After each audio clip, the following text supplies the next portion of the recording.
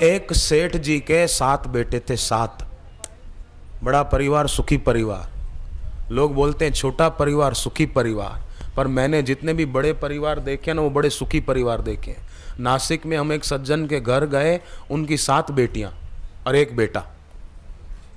7 बेटियां शादीशुदा, खूब संपन्न घरों में ब्याही हुई और उनके घर में भी किसी चीज की कमी नहीं। 1 बेटा।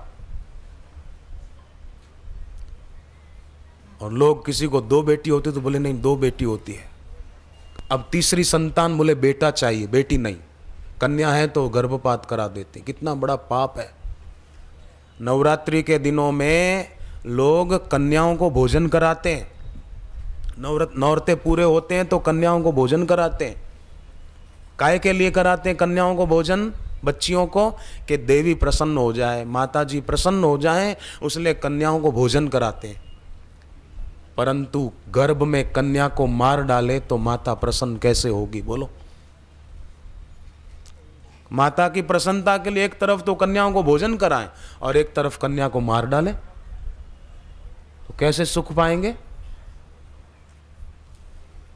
हिसार में मुझे एक माता जी ने बताया कि मेरी बहू, उसको दूसरी संतान जब गर्भ में पता चला कि कन्या है तो बहू ने सोचा कि इसको गिरा दूं, तो मैंने मना किया, सास ने मना किया, खबरदार ऐसा पाप मत करना, तुझे नहीं पालना हो तो मैं पालूंगी उसको अपनी बेटी की तरह, खबरदार। कन्या लक्ष्मी होती है, कन्या को अंदर मार देना बहुत बड़ा पाप है। तो सास की बात बहू ने मान ली। होगी सतयुग के जमाने की बहू, बिचारी सज्जन, मान ली बात और उसने वो पाप नहीं कराया और कन्या जन्मी। ओहो, वो बहू भी साथ में थी, वो बच्ची भी साथ में थी। बोले जब से ये बेटी जन्मी है ना तब से हमारे घर पे संपत्ति बढ़ गई है। अच्छा हुआ मैंने मेरी सास की बात मान ली।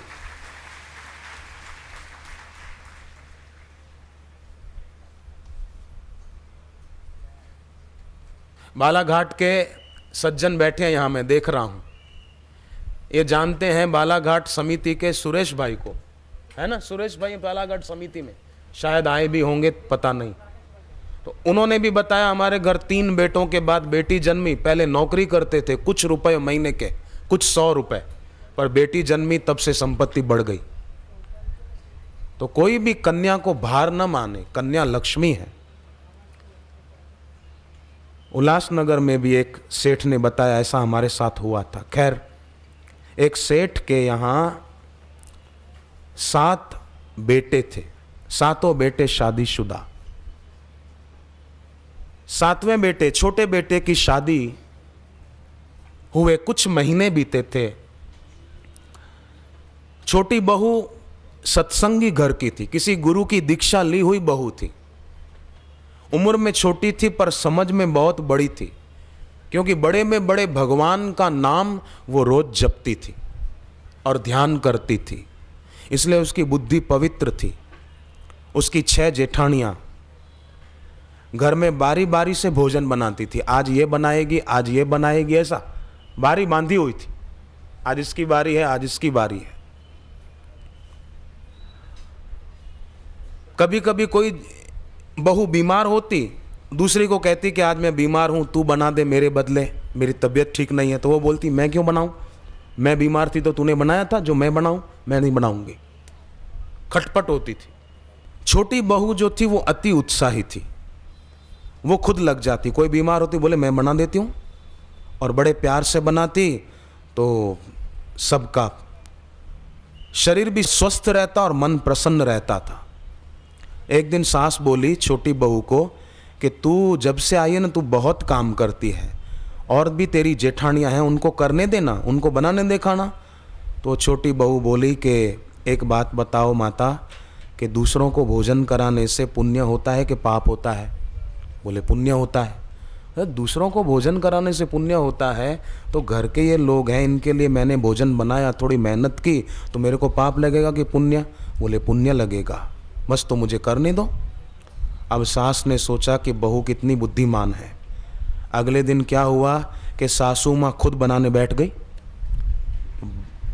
बोले मेरे को भी पुण्य कमाना है, तो बड़ी जो उसकी दूसरी बहुएं थी, बड़े बेटे की पत्नी उससे छोटे बेटे की, उन्होंने कहा माँ ये क्या कर रही हो, लाओ हम बनाती हैं। सास बोली कि बेटी पहले तुम मरोगी कि पहले मैं मरूंगी, मेरी उम्र हो गई, मुझे थोड़ा पुण्य कमाने दो, तुम बैठो मैं बना देती हूँ। तो बड़ी बहुओं का भी उत्साह बढ़ गया। अब सब में होड़ लगी, वो बोले मैं बनाऊं खाना, वो बोले मैं बनाऊं, वो बोले मैं बनाऊं, बोले मैं बनाऊं। घर में आपसी प्यार बढ़ने लगा। अब छोटी बहू ने सोचा कि मेरे लिए तो काम बचा ही नहीं, अब इनमें होड़ लग गई तो मैं क्या करूं।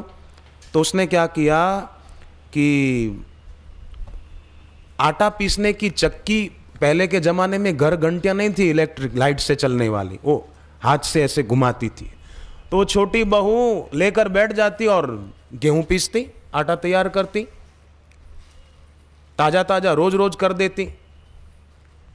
तो सास कहती कि बेटी ये क्या करती हो, ये काम तो नौकर भी कर लेगा। बोले नहीं नहीं, नौकर कर लेगा, नौकर भले कर लेगा, पर अपने हाथ में तो, अपना हाथ जगन्नाथ माता, अपने हाथ में अपने दिल में ममता होती है, प्यार होता है, उस हाथ से बनाते हैं तो खाने वाले को आनंद आएगा और मेरा शरीर भी ठीक रहेगा, मोटापा नहीं बढ़ेगा।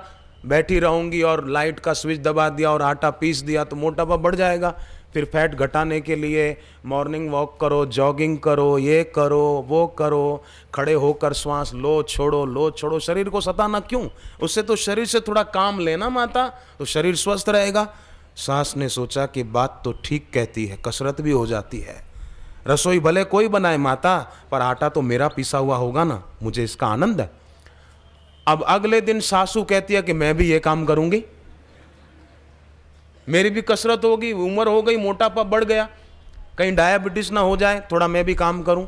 सास खुद मेहनत करती तो दूसरी बहुएं कहती कि नहीं नहीं, हम करेंगे हम करेंगे हम करेंगे। आपसी प्रेम इससे बढ़ता गया। फिर क्या हुआ कि छोटी बहू ने सोचा मेरे लिए अब और कोई काम ढूंढूं, तो नौकर कुएं से पानी भर के लाते थे। अब बहू लाने लगी। सास ने पूछा तू क्यों करती है। बोले माता आपको पता नहीं है, वैशाख मास चल रहा है, वैशाख मास में दूसरों को पानी भर के पिलाने की बड़ी महिमा है, बहुत बहुत महिमा है, ऐसा व्यक्ति कभी नरक में नहीं पड़ता। सास ने कहा वाह भाई वाह, बहू तू तो धन्य है धन्य है। अब वो सेवा भी छोटी बहू के हाथ से चली गई, दूसरी जेठानियां करने लगी। अब छोटी बहू कहती है कि मेरे लिए क्या काम बचा, वो जूठे बर्तन मांजने लगी। सास कहती है नौकर कर लेंगे, तू क्यों करती है। बोले माता तुमको पता नहीं है जूठे बर्तन मांजने की और उठाने की कैसी महिमा है।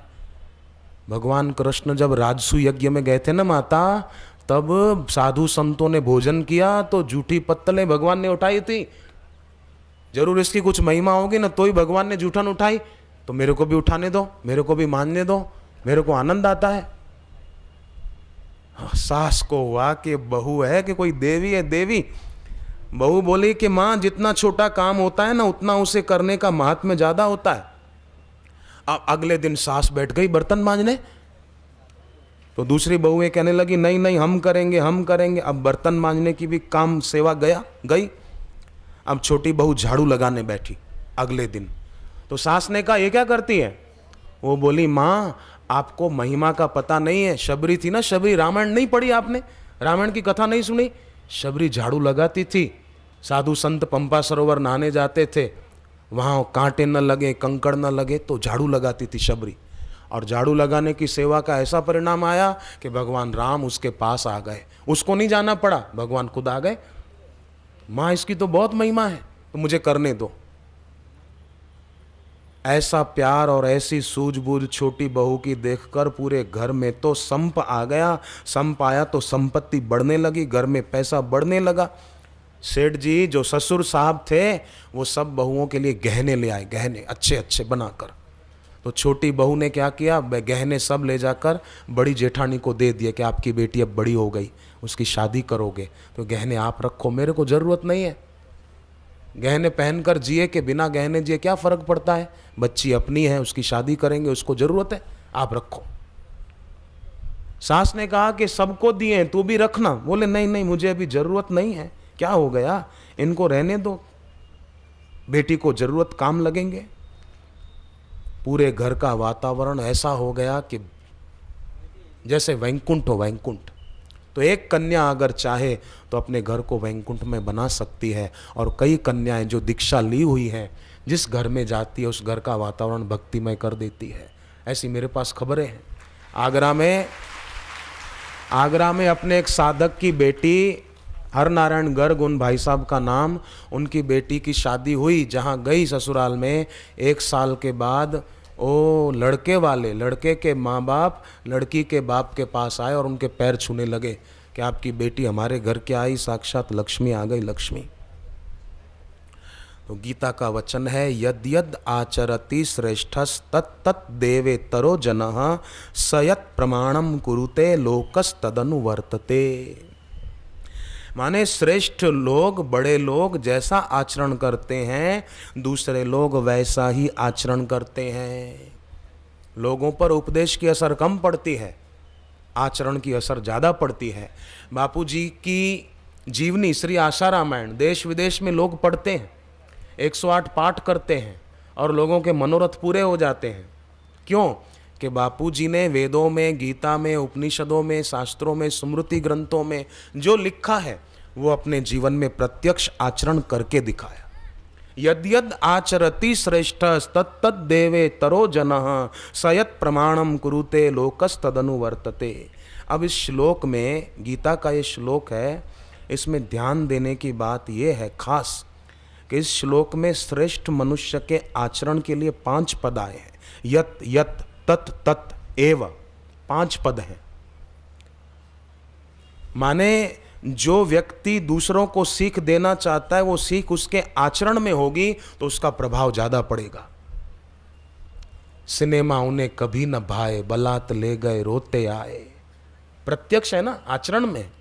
तो आज कितने लोग, कई युवान फिल्में नहीं देखते हैं, धार्मिक फिल्में भी नहीं देखते हैं, उतना समय ध्यान और साधना में लगाते हैं, तो उनको लाभ भी होता है। एक कन्या फिल्में नहीं देखती, धार्मिक भी नहीं, महिमा शर्मा, कठुआ, जम्मू के पास, सरस्वती मंत्र जप करती। जब उसने 10वीं की बोर्ड की परीक्षा दी तो पूरे जम्मू कश्मीर राज्य में फर्स्ट आई। अखबारों में उसका नाम छपा। 17 मई 2006 की अखबार है, जम्मू कश्मीर की साक्षी, पूरे राज्य में फर्स्ट आई। कितना लाभ हुआ। वो कन्या रोज श्री आशा रामायण पढ़ती है, जप ध्यान करती है और गुरु चरणों का ध्यान करती है।